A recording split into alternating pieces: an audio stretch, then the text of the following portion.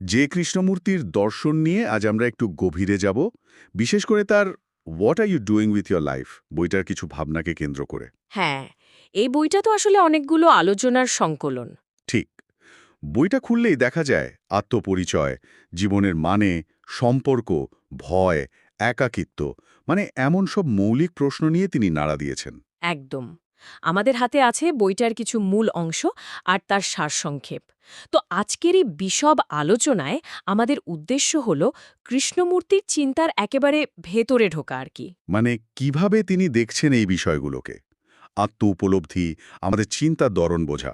হ্যাঁ, বা ধরুন ভয়, দুঃখ, এসব অনুভূতির মুখোমুখি হওয়া, সম্পর্কের জটিলতাগুলো, জীবনের আসল অর্থ খোঁজা, এইসব নিয়ে কথা বলবো। শুরুতেই কৃষ্ণমূর্তির একটা বেশ পরিচিত কথা মনে পড়ছে, আপনি যা পৃথিবীও তাই, what you are the world is.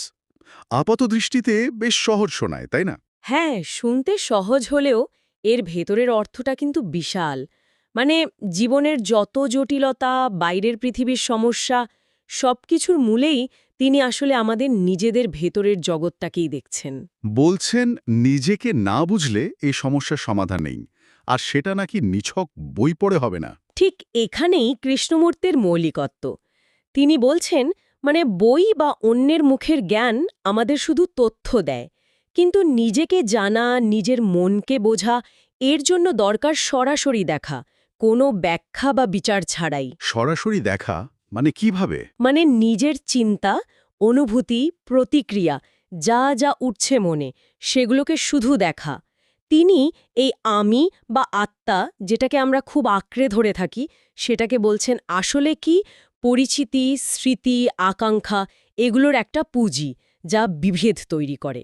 এটা কোনো স্থির জিনিস নয়। ও আচ্ছা, মানে এটা একটা চলমান প্রক্রিয়া, পুরোটাই অতীতের যোগফল। এটা হজম করা কিন্তু একটু কঠিন। হ্যাঁ, তা তো বটেই। আর তিনি যে বলছেন, এই আত্মজ্ঞানটা একা এটা বসে ধ্যান করে নয়, বরং সম্পর্কের মধ্যে দিয়েই বোঝা যায়। এটাও তো একটু অন্যরকম লাগে শুনতে। তাই তো, আমরা তো ভাবি নিজেকে জানতে হলে একা হওয়া দরকার। হ্যাঁ, কিন্তু কৃষ্ণমূর্তি বলছেন সম্পর্কগুলো আসলে আয়নার মতো। মানে অন্য মানুষের সাথে যখন আমরা মিশি, তখনই আমাদের ভেতরের আসল জিনিসগুলো বেরিয়ে আসে। রাগ, ঈর্ষা, ভয়, নিরাপত্তাহীনতা, এইসব। হুম, একা থাকলে হয়তো এগুলো চাপা থাকে। ঠিক, বোঝা যায় না। তাই সম্পর্ক থেকে পালানো মানে নিজেকে জানার একটা বড় সুযোগ হারিয়ে ফেলা। আর ওই যে কথাটা, বাইরের পৃথিবী, ভেতরের প্রতিচ্ছবি, তার কারণও এটাই।